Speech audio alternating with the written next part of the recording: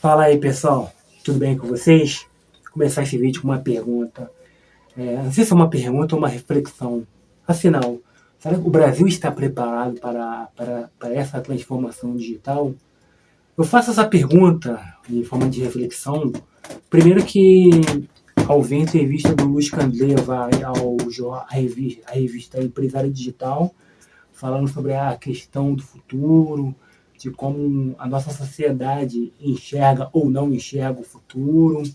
E recentemente, antes de fazer esse vídeo, eu vi uma postagem agora, não lembro de qual página, na rede vizinho, falando sobre a geração beta, que vai ser numerada a partir de pessoas que nasceram em 2025.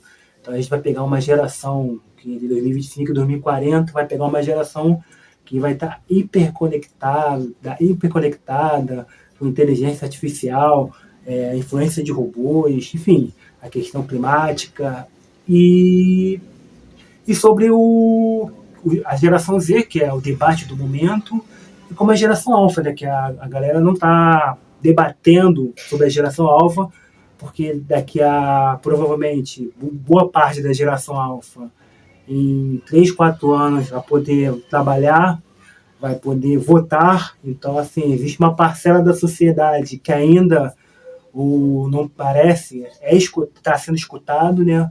E provavelmente as pessoas precisam olhar por essas gerações, como essa geração enxerga a sociedade, seja ela no trabalho, seja ela na política, e seja ela na sociedade, porque é uma geração que, diferente da geração beta, é uma geração que basicamente nasceu ali na fase da hiperconectividade, né? Uma pessoa hoje com 10, 11 anos já consegue, já tem redes sociais, já é influencer, enfim, já tá meio que informado sobre como funciona a nossa sociedade, mesmo lá que de forma correta, com a supervisão dos pais ou dos responsáveis. Quando eu falo essa reflexão, eu penso muito sobre a questão de algumas coisas que têm acontecido essa semana, né? Ou pelo menos nos últimos meses, né? Essa questão ali do ChatGPT em relação ao Estúdio Ghibli, aí teve aquela questão envolvendo a arte, né? Questionando se é direito autoral, se é plágio, se não é, se vai acabar com os artistas. Outra questão também é a questão dos empregos também, a questão da falta de mão de obra em supermercados, aí os processos seletivos cada vez piores, por você vê lá vaga de emprego, agora é tudo pejotizado, agora para ser social media é estágio, tem funções que antigamente não era estágio, aí tudo agora virou estágio. Então, assim, a gente vê velhas práticas que têm acontecido numa época que tudo agora é documentado, tudo agora é printado, tudo agora é filmado. Então, é isso que eu queria saber. A gente está preparado para essa sociedade? Porque eu vejo que não. Eu vejo que não. Primeiro que a gente pensa, primeiro quando você debate alguma coisa, tem a questão da desigualdade, né? Quando a gente fala sobre inteligência artificial, futuro do emprego, quais trabalhos que vão ser extintos, quais trabalhos que vão ser remodelados, as novas profissões. Eu acho que pouco se fala sobre isso, né? A não ser para uma pessoa que faz parte de uma bolha. Eu, por exemplo, todo dia leio os principais jornais, eu leio Folha, Estadão, o Globo e Valor Econômico, além do jornal local aqui do Rio de Janeiro, que é o Dia. E eu vejo uma diferença de cada jornal. Eu vejo que tantos os jornais que seriam mais elitistas, que jornal sempre foi uma coisa mais elitista, dependendo do jornal, quando você pega, sei lá, Globo, Dia, Meia Hora, são 3 públicos diferentes, com 3 linguagens diferentes. Então, assim, tem coisas que você só vai ver no Globo e você não vai ver no Dia e nem no Meia Hora, porque é um tema mais cabeças. E uma coisa que eu tenho percebido de uns tempos para cá, tanto no Globo, seja ou no Valor, no Folha, no Estadão, reportagens diárias sobre a inteligência artificial, sobre o que a geração consome, o que a geração Z. Pouco se fala da geração alfa, né? Eu vejo hoje essa questão da remodelagem da geração Z, que, sei lá, agora faz compra de comida online, por delivery. A geração Z não compra mais a televisão, consome entretenimento ou por celular ou pelo tablet, ou se quiser comprar aquele retroprojetor, não sei se é o nome certo. Ontem eu vi aonde, agora eu não lembro, que a Globo se reinventou com a novela, né, Vale Tudo. Parece que a audiência cresceu com a chegada do Vale Tudo na Globo, que o público de pessoas de 14 a 20 anos teve um grande crescimento desse público com a novela Vale Tudo. Então a Globo passou a entender que o público, apesar que existem muitas críticas dos mais antigos em relação a remake, você vê essa questão de Hollywood, né, que o cinema hollywoodiano, de uma certa forma, acredito eu, possa estar em decadência, e para tentar manter a bilheteria, manter o tal capitalismo, eles fazem remakes, fazem continuações. Então, assim, tem coisas que as pessoas já começam a analisar novos mercados. E tem coisas que não, principalmente aqui no Brasil. O primeiro que eu vejo falando sobre a questão de emprego, né, cara? Eu tenho falado muito nos últimos vídeos, quase todos eles eu tenho falado sobre essa questão do emprego. Eu vou passar por essa situação, né? As empresas, elas continuam com aquele pensamento segregador, desigual, processos seletivos cansativos. Pô, você entra no processo seletivo, você passa pelo RH, faz teste psicológico, como é que é? Dinâmica de grupo, você passa por 5 processos até você conversar com os líderes do setor, da área, em vez de apenas fazer um teste teórico, um teste prático, porque se você perguntar, as grandes empresas, elas contratam grandes funcionários, grandes pessoas, pelo conhecimento que ela tem, não se ela tem um perfil de introvertido, de extrovertido, se mora em Bangu, se mora no Leblon. As empresas de verdade, os empresários, os recrutadores de verdade, eles vão contratar pelo talento, como eu falei recentemente da meritocracia, que é um mito. Mas isso é um caso raro, Outra coisa que eu vejo é a questão do atendimento. As marcas, elas querem insistir mais nas vozes da cabeça dela do que num planejamento, numa pesquisa mais prática, uma pesquisa mais prática. Eu vejo a evolução hoje da experiência do usuário, da experiência do cliente. Hoje o cliente ele não quer ser chamado como prezado, ele não quer receber mensagem de boa tarde, bom dia, ele quer ser chamado pelo nome, ele quer ser atendido, ele quer que o problema dele seja resolvido.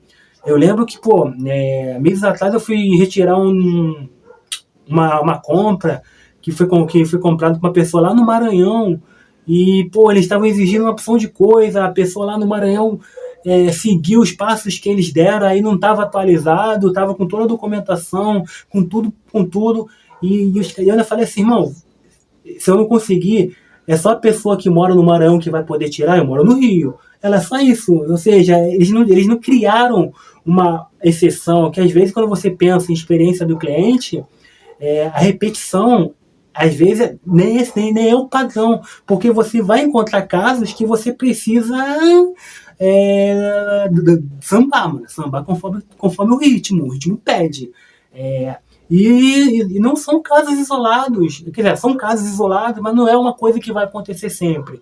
Então, assim, eu vejo que as pessoas, os funcionários naquele momento, eles não quiseram chamar o gerente, o supervisor, eles não estavam preparados para algo diferente, algo inédito. Eles fizeram a repetição e o que aconteceu? A pessoa teve que cancelar a compra, enviar uma mensagem no Reclame Aqui, dá um transtorno enorme por algo que, se fosse resolvido por conversa, estaria pronto. Esse processo de Reclame Aqui, de cancelar a compra, de outras coisas, não aconteceria. A mesma coisa quando eu vejo motorista.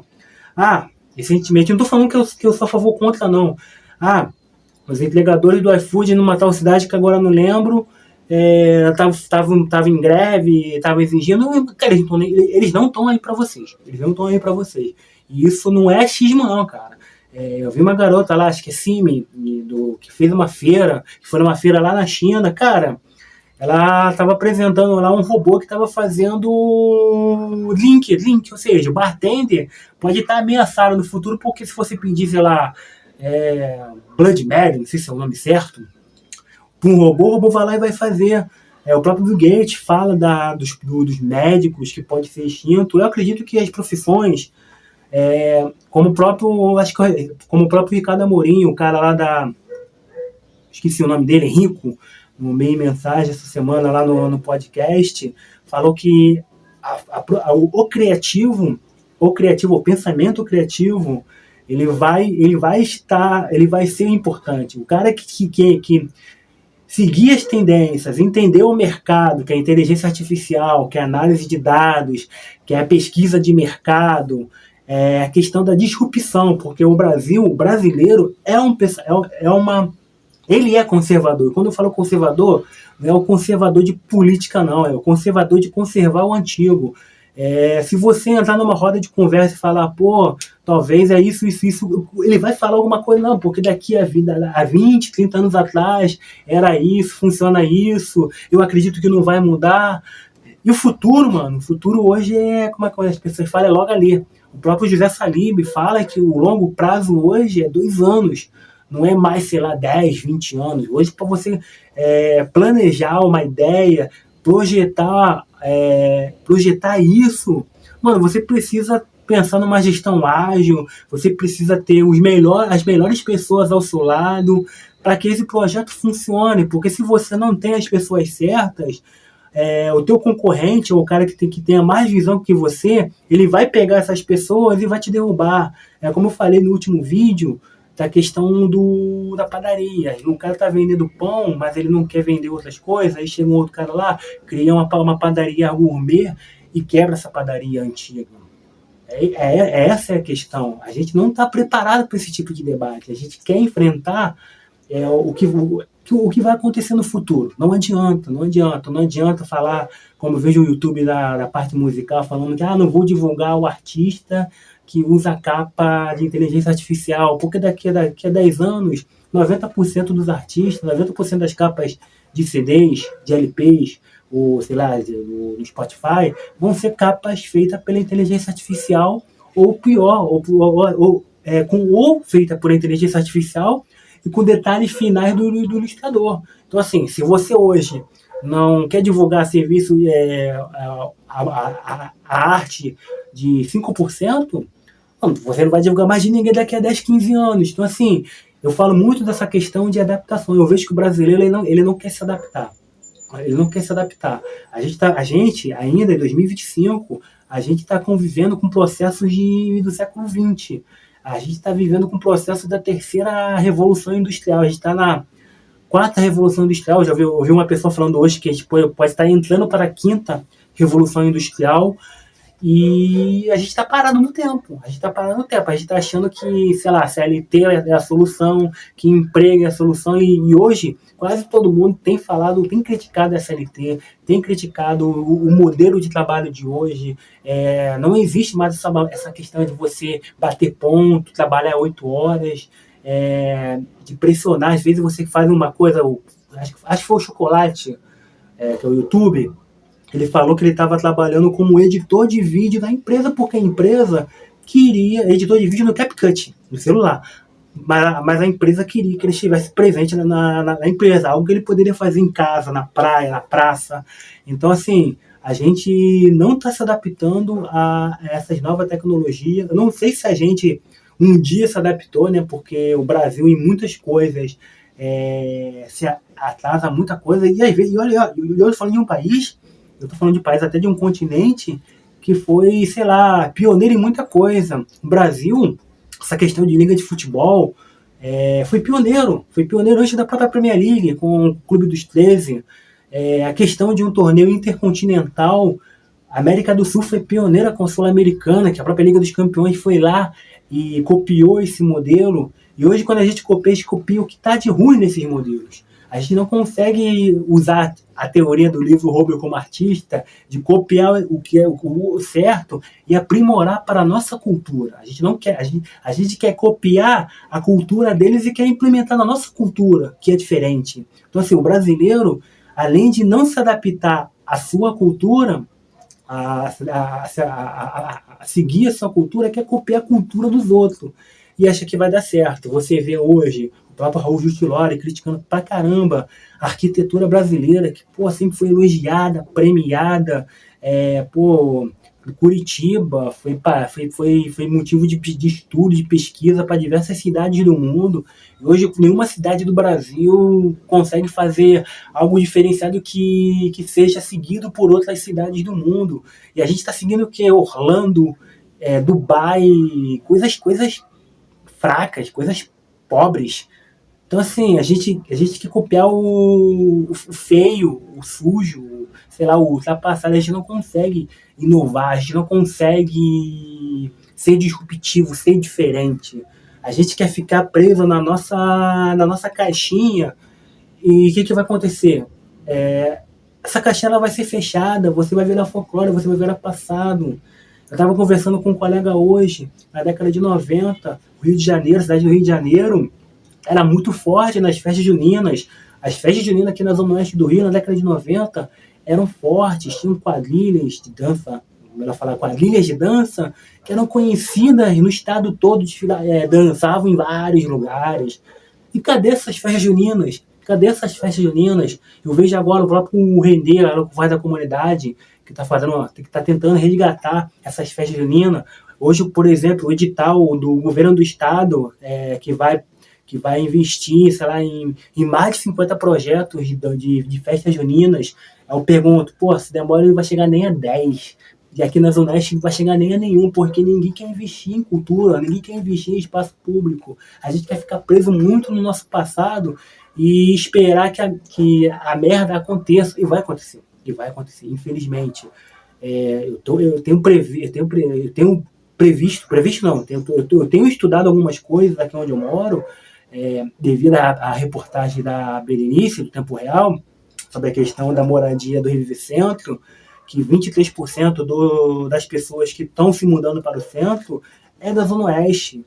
E eu ando pelas ruas daqui, é muita casa alugar, é muita casa para alugar, é muita casa para vender, estabelecimentos fechando, a gente não tem cultura, a gente não tem uma gastronomia diferente, porque está tudo se fechando, nada está se perpetuando.